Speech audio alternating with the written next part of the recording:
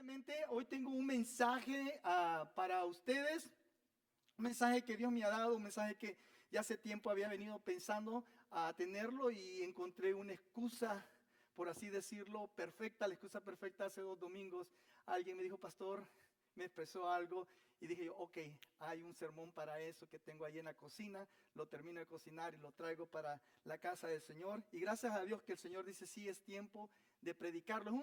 Ese es un mensaje bastante sencillo, pero cuando digo sencillo no quiere decir que se distraiga y que usted ya lo sabe, pero es sencillo, pero es bien importante. Es un mensaje bien importante para todos nosotros, no importa en qué situación nos encontremos en nuestro caminar con Cristo, es bien importante. Ah, Le he llamado cuando los santos caen. En otras palabras, cuando los cristianos pecan, cuando los cristianos se alejan de las cosas de Dios, cuando los cristianos ah, fallan en vivir una vida que agrada a Dios. Se puede traducir de todas esas maneras. Yo le puse cuando los santos caen. Todos los cristianos, ya sea que tengamos unos días o unos años o muchos años de ser creyentes, estamos llamados a vivir una vida santa. Amén. Nos estamos llamados a vivir una vida santa, el ser santos, caminar en santidad. Estamos hablando de ser santos incluso cuando nadie nos mira, incluso cuando tenemos la seguridad que nadie se va a dar cuenta de lo que hacemos en privado. Ahora, igual de importante es vivir una vida en santidad cuando todo el mundo nos está viendo, cuando todo el mundo nos observa y observa lo que hacemos, nuestras acciones.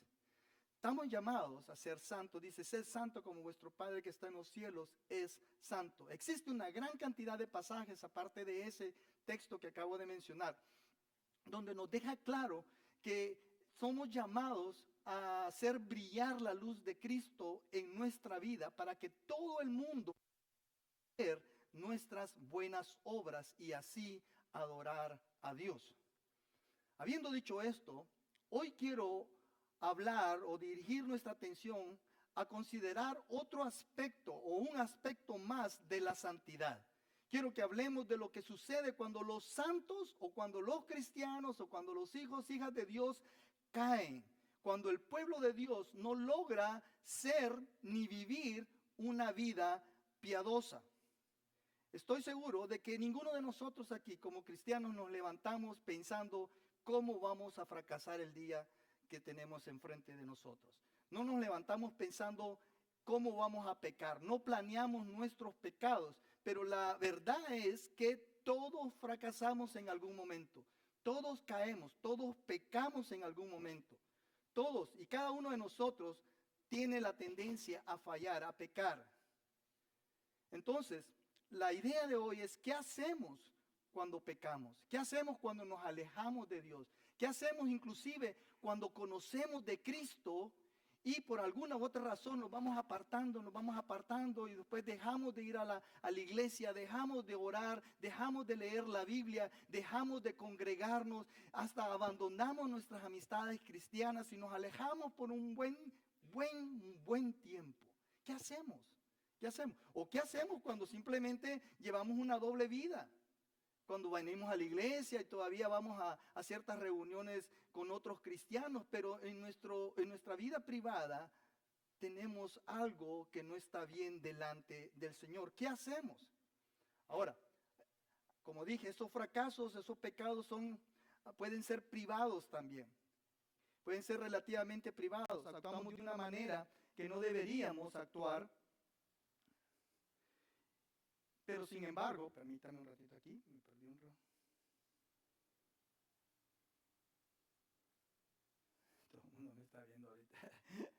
¿Verdad? Cuando los pecados son privados y pocas personas se dan cuenta, si es que alguien se da cuenta de lo que hicimos.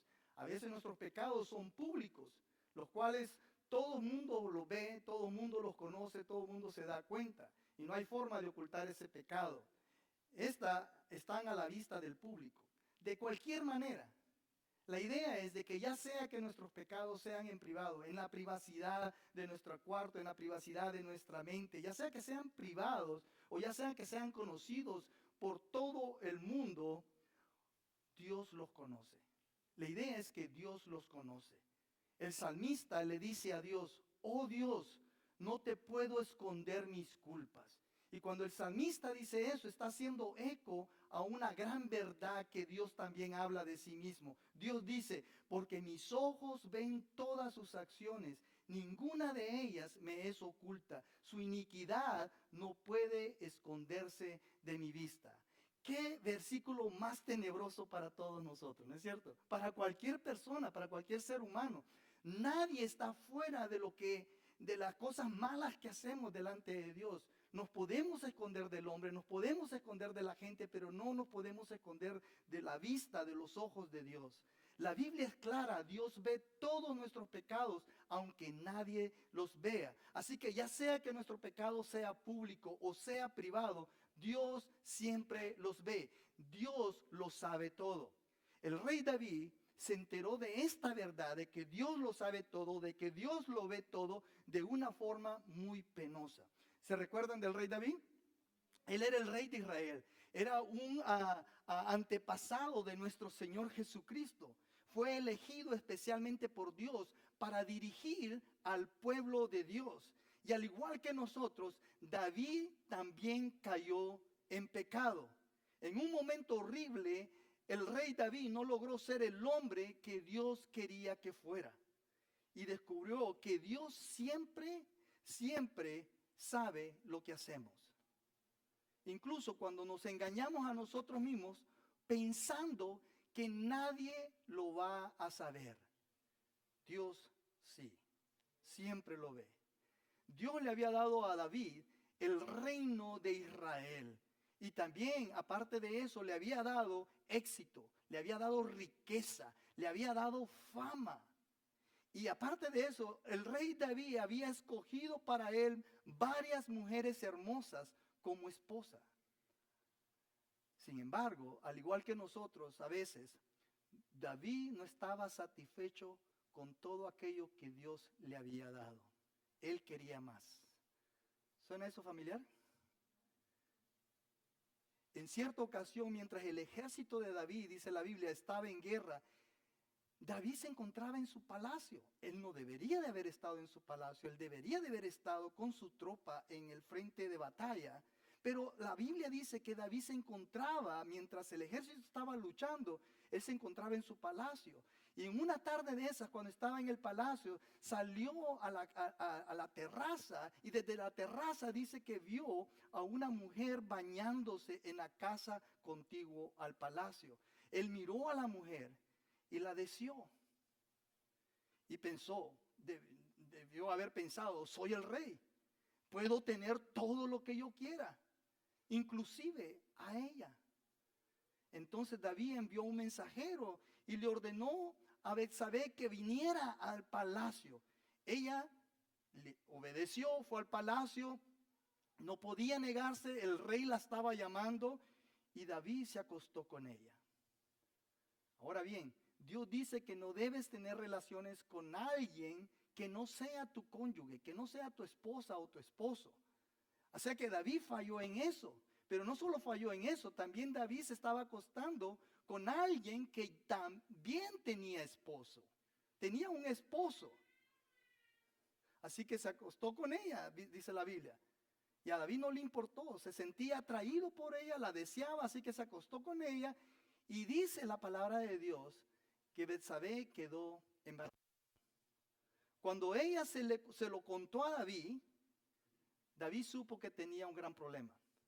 David supo que estaba en un tremendo lío. Sabemos que Betsabé estaba casada. David no solo no había cometido pecado solamente con alguien que no era su esposa, pero también había cometido pecado con alguien que estaba casado. Y este hombre, esposo de Betsabé, era uno de sus fieles soldados, dice la Biblia. Era uno de sus fieles soldados. En ese momento, este soldado leal a su rey estaba peleando la batalla. Estaba peleando una guerra por el hombre que se acababa de acostar con su esposa. David sabía que esto no se vería bien. Así que pensó: tengo que mantener este pecado en privado.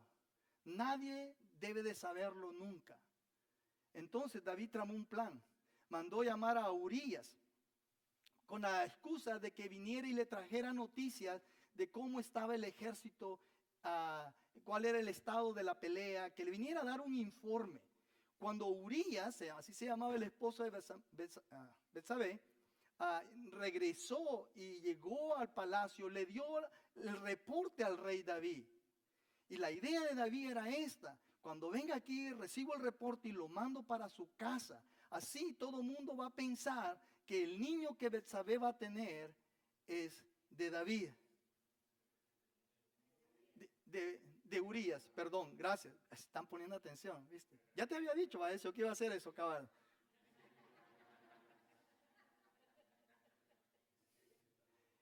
Pero como decimos en nuestro lenguaje, le salió el tiro por la culata. Este hombre era tan fiel que no se fue a su casa. Se quedó a dormir. David le dijo: vete con tu esposa, vete, te lo mereces, ¿verdad? Y él se quedó en la puerta del palacio esa noche. Al día siguiente David se da cuenta que el hombre no se había ido al palacio. Lo regañó, le exhortó, le animó y le dijo, y pensó: le voy a dar unos cuantos tragos para que ya medio mareado sí se vaya con su esposa. Y esa noche hizo eso, lo mandó con su esposa y tampoco se fue el hombre. Lo intentó una tercera vez y tampoco se fue. Urías siguió negándose a volver a casa con su esposa. Entonces David tramó otro plan. Pensó que el pecado debería de permanecer en privado. Así que preparó una carta y se la envió al comandante de Urías.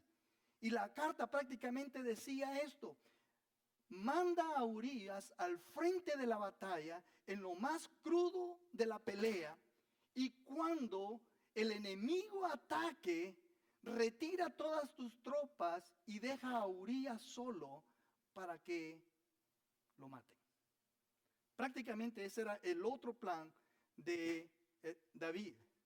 Era la sentencia de muerte de Urías.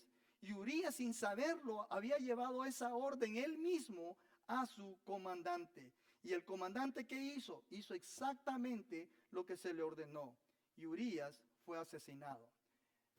David tomó entonces a Betsabé como su esposa, antes de que se le notara el embarazo y de esa manera la gente se diera cuenta, ¿verdad? Trató la metió en su palacio, nadie vio que estaba embarazada y así él pensó que cubría su pecado. Problema resuelto, dijo David, o por lo menos eso pensó.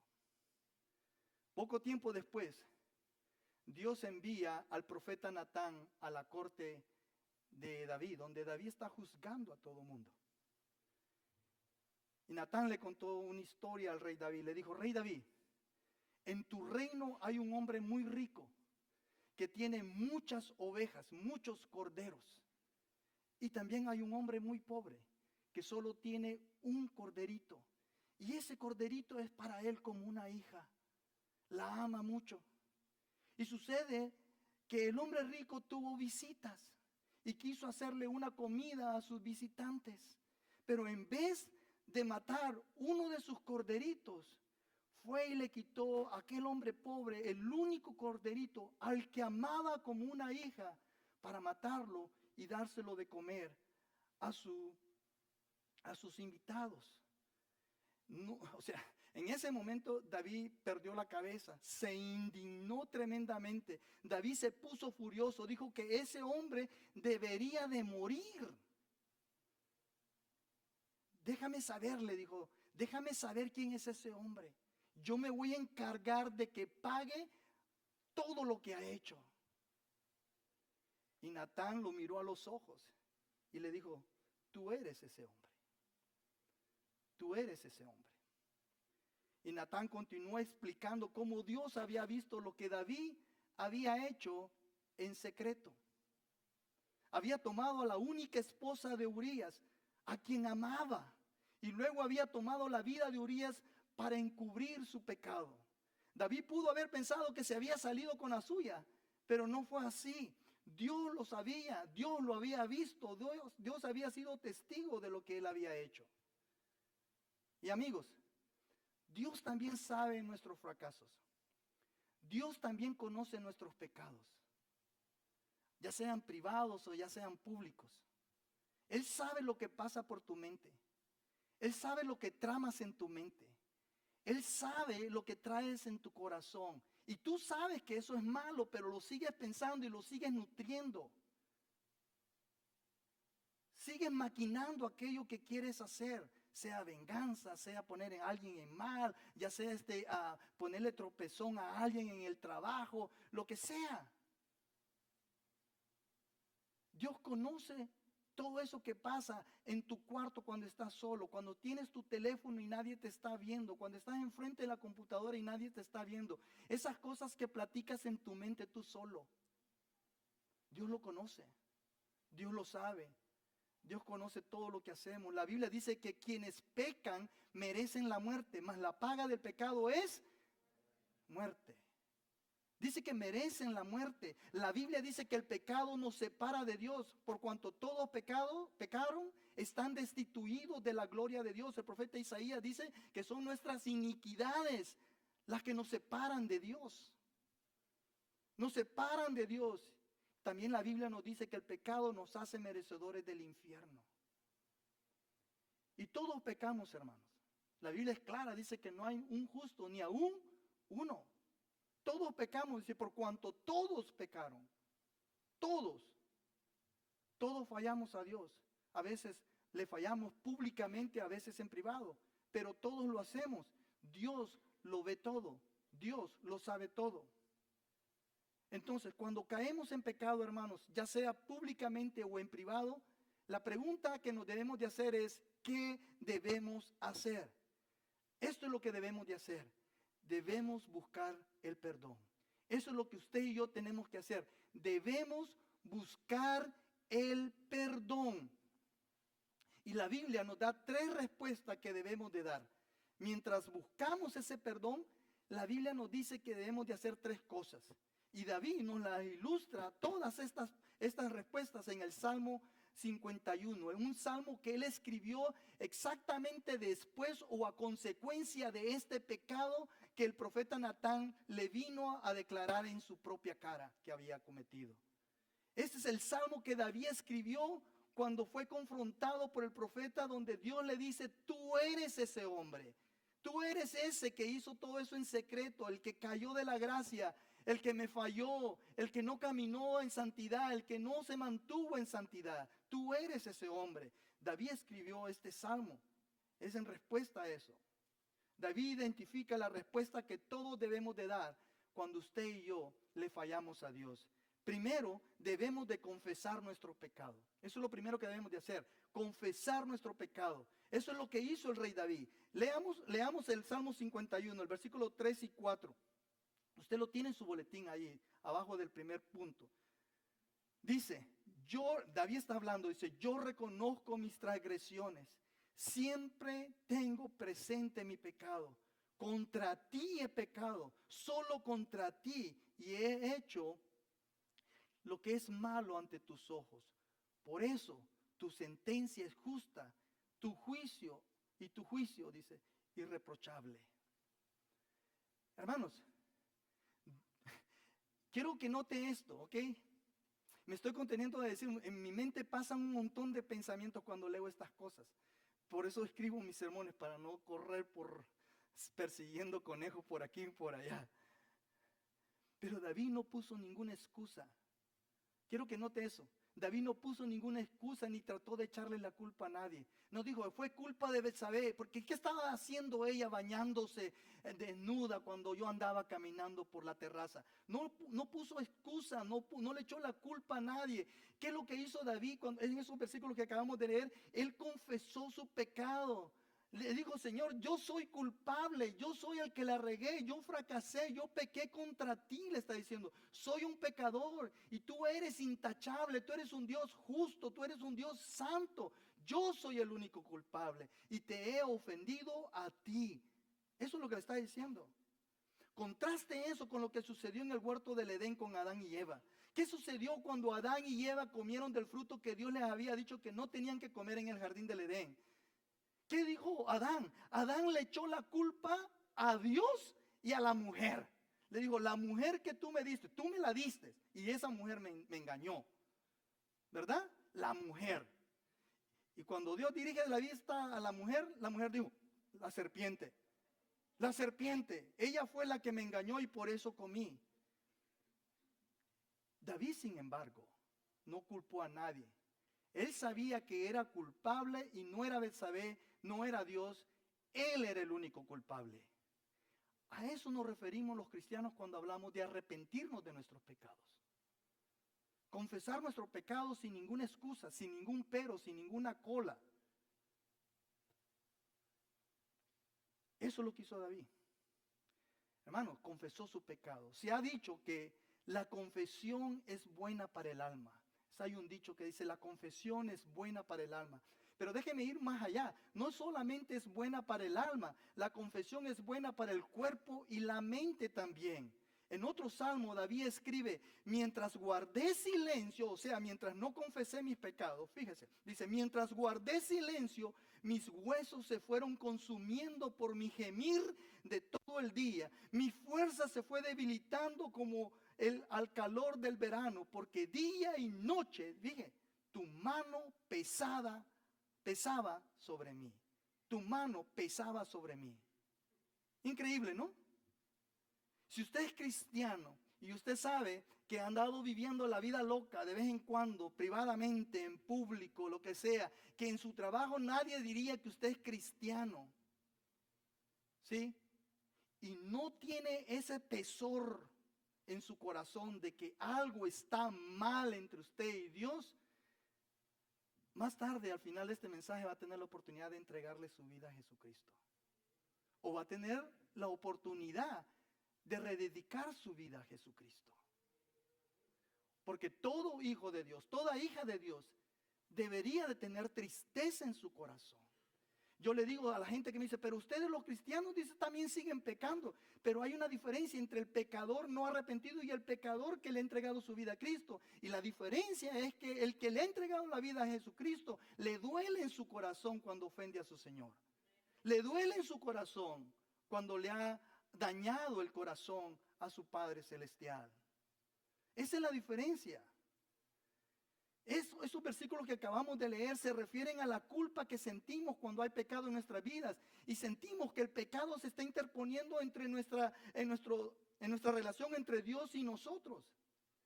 Y les quiero ayudar un poquito, y ese pesar del pecado se puede sentir que usted no puede dormir bien en la noche. Está dando vueltas y vueltas y vueltas y vueltas. Puede ser de que usted tenga falta de concentración, no se pueda concentrar en aquellas cosas cotidianas del día al día. O puede ser que su vida está llena de estrés y usted no sabe por qué está estresado. Trata de arreglar las cosas que piensa que le están causando el estrés, pero el estrés continúa ahí. Eso puede ser porque no hemos confesado nuestro pecado al Señor. Puede ser que haya pecado entre Dios y nosotros, en nuestra relación. Por eso el apóstol Santiago nos dice, confiesen sus pecados para que sean sanados. Confiesen sus pecados para que sean sanados. Hermanos, déjame decirte esto, la confesión nos mueve más allá de la culpa y nos lleva a empezar de nuevo con Dios. Sí, cuando confesamos nos estamos moviendo más allá de aquello que sentimos. Nos está empujando a acercarnos a Dios nuevamente. La confesión nos permite ocuparnos de lo que es necesario ocuparnos. En pocas palabras, la confesión de nuestros pecados es algo bueno para nosotros, es medicina para nosotros. Escuchen esta promesa que nos hace el Señor en la palabra. Dice que si confesamos nuestros pecados, Él es fiel y justo para perdonar nuestros pecados y limpiarnos de toda maldad. ¿De cuánta maldad? De toda. ¿Qué promesa más grande, hermanos? ¿Qué promesa más grande? Dice la palabra de Dios, claro, sencillo, dice, si confiesas tu pecado, Dios te perdona. ¿Quieres que Dios te perdone? Confiesa tu pecado. Tú puedes tratar de seguirlo ocultando, pero acuérdate, he comenzado haciendo un caso, y espero que lo hayas entendido, de que todo está a la vista de Dios. Aunque tú estés tratando de esconder tu pecado, Dios lo sabe, Dios lo conoce. Dios dice, confiesa tu pecado y yo te perdono. Además de confesarle a Dios, hermanos, porque muchos hacemos eso, corremos a hacer eso algunos. También debemos confesarle a la persona que le hemos hecho daño. Jesús dijo, si traes tu ofrenda al altar y ahí te acuerdas de que tu hermano tiene algo contra ti, deja ahí tu ofrenda delante del altar y anda. ¿Qué dice? Reconcíliate primero con tu hermano. Y entonces ven y presenta tu ofrenda. Es claro, hermano, la confesión debe realizarse con Dios. Señor, la regué, pequé contra esta persona, pero también debe de hacerse con la persona que hemos ofendido. O sea, buscamos el perdón de aquella persona como buscamos el perdón de Dios. Eso es lo que nos está diciendo. Y dice, y tienes que hacerlo antes de venir a adorar a Dios. Necesitamos ir a la persona a la que hemos herido, decirle que lo sentimos y buscar su perdón tal como buscamos el perdón de Dios. Entonces, primero debemos de confesar nuestro pecado y en segundo lugar debemos arrepentirnos de nuestro pecado y volvernos a Dios. Cuando caemos en pecado por corto o mucho tiempo, ya lo dije, ¿verdad? Por corto o mucho tiempo, debemos arrepentirnos. Ahora, cuando digo caer, estoy hablando nuevamente de no vivir una vida piadosa, de no vivir en santidad, de no estar caminando de la mano con Dios, de no vivir una vida que le agrada a nuestro Padre Celestial. De eso estoy hablando cuando hablamos de caer. Otros hermanos en Cristo dicen, caíste de la gracia, ¿verdad? Dice, te caíste de la gracia, estás viviendo una vida en pecado. Entonces, cuando vivimos así, cuando vivimos en pecado, debemos de arrepentirnos. Esta palabra arrepentirse significa un cambio de pensamiento. También puede usarse para decir dar la vuelta. En otras palabras, significa que dejemos de movernos hacia el pecado y comencemos a movernos hacia Dios, con el objetivo de que Dios nos limpie, nos purifique y nos perdone. Eso es lo que hizo David. Observan los versículos 1 y 2 del Salmo 51. Dice, ten piedad de mí, oh Dios, conforme a tu gran amor, conforme a tu misericordia, borra mis transgresiones. Lávame de toda mi maldad y límpiame de mi pecado. Y después, fíjese, y después de que David le pide perdón a Dios en esos versículos por su pecado, por lo que había cometido, también le dice lo siguiente en el versículo 10. Le dice, crea en mí, oh Dios, un corazón limpio y renueva un espíritu dentro de mí, un espíritu firme dentro de mí. Como podemos ver ahí, no solamente se está arrepintiendo de sus pecados, pero ya está dando pasos hacia adelante en dirección a Dios, a volver a caminar con Dios. Que no solamente se trata así, confieso que la estoy regando, pero sigo haciendo lo mismo, ¿verdad? Damos la media vuelta para dejar el pecado y movernos hacia Dios. Eso es el arrepentimiento puro, sincero. Ahora, ¿qué pasa con usted y conmigo? ¿Qué pasa cuando fallamos? ¿Nos volvemos a Dios como lo hizo David? ¿Le pedimos a Dios como lo hizo David que nos dé un corazón limpio y que ponga un espíritu firme dentro de nosotros? ¿Es eso lo que le pedimos a Dios cuando pecamos? ¿O nos conformamos con continuar nuestro camino pecaminoso, sin realmente nunca desear que Dios llegue a nuestra vida y nos dé un corazón nuevo y nos ponga un espíritu firme? Porque la verdad, nos gusta nuestro viejo hombre, nos gusta nuestro viejo corazón. Estamos contentos con nuestro espíritu errante. Amigos, esta actitud permisiva hacia el pecado es un verdadero peligro. Es un verdadero peligro. Demasiados cristianos en estos días están jugando con el pecado, sin darse cuenta que están jugando con fuego. Muchas veces, y yo he resaltado en mis predicaciones, la gracia de Dios, la misericordia de Dios, la justicia de Dios, la santidad de Dios. Y al hacerlo he tratado de crear delante de ustedes un retrato de Dios para que las personas que me escuchan, un retrato equilibrado de Dios, la gracia pero la justicia también, ¿sí? tratado de crear ese retrato de Dios para que ustedes que me escuchan no sigan deleitándose en su pecado sin reconocer el peligro al que se están exponiendo. La Biblia dice, no se engañen, de Dios nadie se burla, cada uno cosecha lo que siembra. Si nos burlamos de Dios, tenga por seguro, querido hermano, hermana, que sufriremos las consecuencias. Cuando pecamos debemos de arrepentirnos. No basta con confesar nuestro pecado, debemos sentirnos lo suficientemente dolidos por nuestro pecado como para apartarnos de él y emprender nuestro camino de regreso a Dios.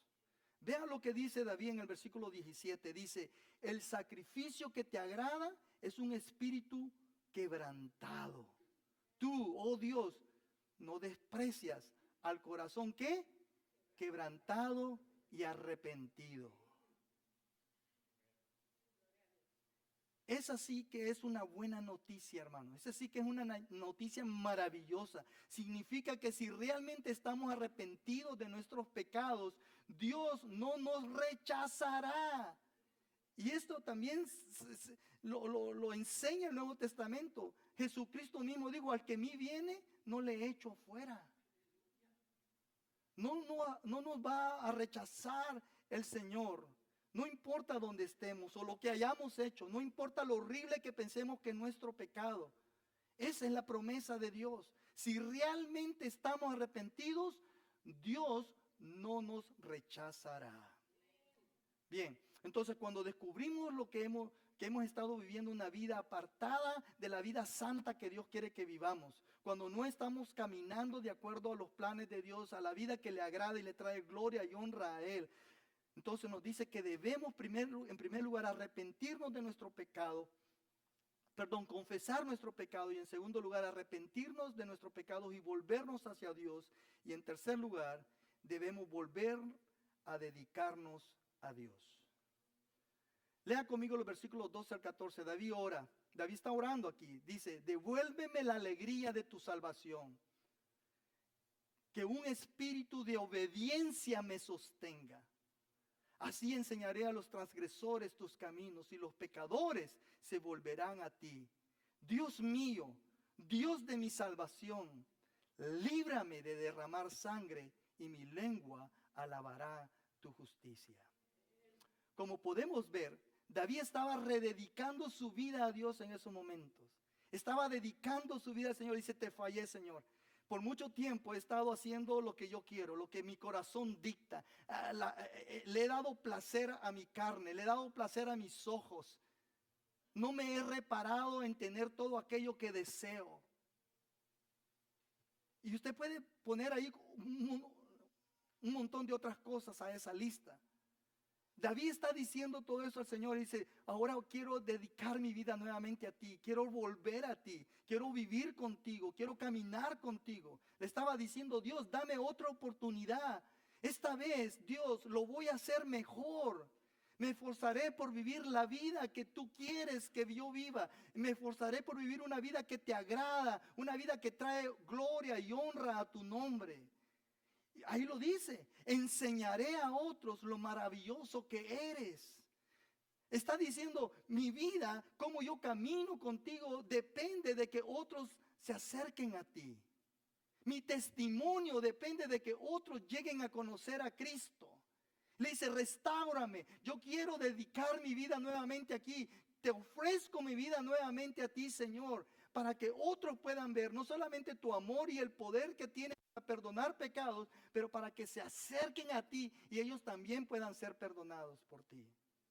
Eso es lo que le está diciendo David. Dice, te cantaré alabanzas. Estoy rededicando mi vida. Esta mañana quizás haya alguien aquí que necesite hacer precisamente eso. Quizás estás escuchando y en lo que estoy hablando, el Espíritu Santo está chequeando las cajitas en tu vida. Yo me siento así, sí. Y el Señor te está hablando. Acuérdense, Nosotros los predicadores decimos esto, siempre hay 3 sermones, el que preparamos durante la semana, el que estamos predicando y el que usted escucha. Y el que usted escucha es el más importante porque ese ya llegó filtrado por el Espíritu Santo. Si usted pone atención a la palabra de Dios, Dios le está hablando a usted. Y es posible que aquí haya alguien o más de alguien que podría decir, quiero dedicar mi vida, rededicar mi vida nuevamente a ti, Señor. Quizás quiera decirle, Dios, dame otra oportunidad. Esta vez voy a hacerlo mejor. Señor, dame otra oportunidad. Esta vez me esforzaré más por vivir la vida que te agrada. Esa vida que trae honra y gloria a tu nombre. Señor, dame otra oportunidad para que otros puedan ver lo maravilloso que tú eres. Señor, dame otra oportunidad para que mi corazón pueda nuevamente cantar alabanzas de adoración a tu nombre. Señor, quiero rededicar mi vida a ti. Y si ese es lo que Dios te está diciendo el día de hoy, voy a pedir que seas valiente. Que seas valiente. Te voy a pedir que pases al frente. Voy a pedir a mi hermana Alexa que toque algo en el piano y mientras mi hermana toca, te voy a pedir que pases al frente. Y si quieres dedicar tu vida nuevamente al Señor, hazlo. No hay nada de qué avergonzarse. No hay nada de que te dé pena al decir al Señor, Señor, te dedico mi vida a ti. Decir que alguien nunca ha pecado y le ha fallado a Dios y se ha apartado de Él por un tiempo, sería mentirnos a nosotros mismos. No digo que todos tengan que pasar, pero yo sé que Dios me puso en el corazón. Aquí hay gente que necesita rededicar su vida a mí, rededicar su compromiso conmigo, rededicar su pasión a mí, su lealtad a mí, su caminar conmigo. Ahora también es posible que hayan personas aquí o personas que nos ven por medio de este video que estén diciendo, yo quiero dedicar mi vida al Señor por primera vez. Yo nunca le he aceptado como mi Salvador personal, pero quiero hacerlo esta vez. Si hay alguien que quiere entregarle su vida al Señor Jesús por primera vez y decir, Señor, perdona mis pecados, límpiame de toda mi maldad, purifícame, quiero vivir contigo y para ti toda mi vida. Quiero poner mi fe en ti y caminar contigo el resto de mi vida. Si eso es lo que tú también tienes en tu corazón, ven al Señor. Ven al Señor y dile, Señor, te entrego mi vida. Te entrego mi vida. Junto con mis hermanos que están dedicando su vida nuevamente a ti, te entrego mi vida. Si es eso lo que tú quieres hacer también, pasa adelante, pasa al frente. Entrégale tu vida al Señor. No te quedes ahí. Dile, Señor, yo quiero entregar mi vida verdaderamente a ti. Reconozco que no hay otro Dios fuera de ti. Reconozco que no hay otro ídolo fuera de ti, Señor. Tú eres el único Dios verdadero, santo, omnipresente, omnipotente. Si esa es tu oración, ven al frente. Padre, quiero pedirte por todas estas personas, por todos estos hermanos y hermanas que están dedicando su vida nuevamente a ti, Señor. Padre, yo me uno a ellos. Yo me uno a ellos, Señor. Porque yo también necesito, Señor, rededicar mi vida a ti constantemente. Sé cuáles son mis fallas, Señor. Sé cuáles son mis puntos débiles. Sé cuáles son mis puntos ciegos. Sé, Señor, que te ofendo a ti. Y a veces ni cuenta me doy, pero lo sé, Señor, que te ofendo. Te pido, Señor, que me perdones. Y perdones a mis hermanos y a mis hermanas, Padre Santo. Que tú escuches el clamor de ellos, que al igual que David, Señor, te estamos pidiendo que restaures nuestra alma, que restaures nuestra relación contigo, Señor. Que nos des, Señor, que pases la página y nos permitas comenzar en limpio nuevamente, Señor. Queremos vivir para ti solamente, Señor. Nos duele en el corazón haberte ofendido, haberte fallado. Nos duele en el alma, Señor, haber hecho cosas, haber pensado cosas, haber visto cosas, haber dicho cosas, Señor, que te ofenden, ya sea en privado o en público. Nos duele, Señor. Reconocemos, Señor, que hemos tenido un corazón calloso, que hemos actuado inclusive como fariseos, Señor, pensando que somos los santos que somos. que pensamos que somos cuando realmente no lo somos, Señor. Ahora, Padre Santo, reconocemos nuestro pecado, nuestra debilidad, nuestras fallas. Y te pedimos que nos perdones y nos limpies completamente. Nos perdones no para ser salvos, sabemos que somos salvos, Señor. Pero perdónanos, límpianos, purifícanos, Señor. Señor, tú ves a estos hombres y mujeres aquí, Padre Santo. Tú conoces sus corazones. Tú estás escuchando cada oración de ellos. Estás colectando cada lágrima de sus ojos, Señor, y las estás guardando para la eternidad. Porque tú escuchas sus corazones, no sus voces. Tú escuchas sus corazones, que ahorita se están deshaciendo delante de ti y están suplicando tu perdón. Y están implorando que les des chance de comenzar de nuevo contigo, Señor. Yo sé que tú los escuchas y yo sé que tú harás precisamente eso, Señor. Porque tu palabra, como hemos visto, es clara. Si confesamos, tú perdonas. Si venimos a ti, tú no nos rechazas. Si confesamos nuestros pecados, tú eres fiel y justo para perdonar nuestros pecados y limpiarnos absolutamente de toda maldad, de todo pecado, de toda porquería que hemos estado guardando en nuestro corazón. Tú eres capaz y lo harás, Señor, porque al que a ti viene, tú no le echas fuera. Gloria sea tu nombre, Señor. Gloria sea tu nombre, porque eres un Dios de segundas oportunidades, de terceras oportunidades. Y mientras nos arrepintamos sinceramente, serás el Dios de cuarta, quinta, sexta, séptima, octava oportunidad, etcétera, Señor. Porque tú no quieres que nadie perezca, pero que todos lleguen al entendimiento, Señor, de quién tú eres. Un Dios santo, un Dios bueno, un Dios maravilloso, un Dios listo para perdonar a aquellos que sinceramente se arrepienten. Señor, permíteles a mis hermanos y a mis hermanos comenzar de nuevo. Y comenzar esta vez, Señor, más fuertes, Señor. Con la fuerza, Señor, de un toro. Para que puedan, Padre Santo, vivir esa vida que tú nos llamas a vivir. Para que todo mundo pueda ver nuestras buenas obras y puedan reconocer que somos hijos e hijas de Dios. Y puedan ver lo maravilloso que tú eres, Señor, a través de nuestro testimonio. Padre, te pido una unción especial, poderosa de tu Espíritu Santo en cada uno de ellos, para que esta vez estén más empoderados, Señor, para caminar como tú quieres que caminen, en santidad, en santidad. Rededicamos nuestra vida a ti el día de hoy, Señor. Y gracias, Padre, por esa oportunidad que nos das una vez más.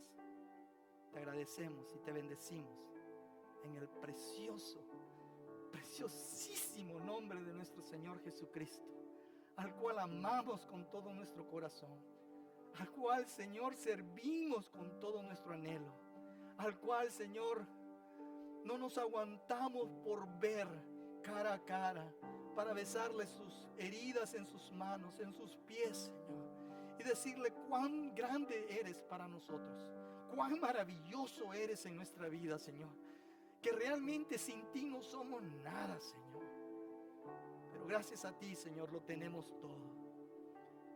Gracias, Padre Santo, no solo porque somos tus hijos, sino porque nos has hecho herederos, coherederos con tu Hijo Jesucristo. Bendito sea tu nombre.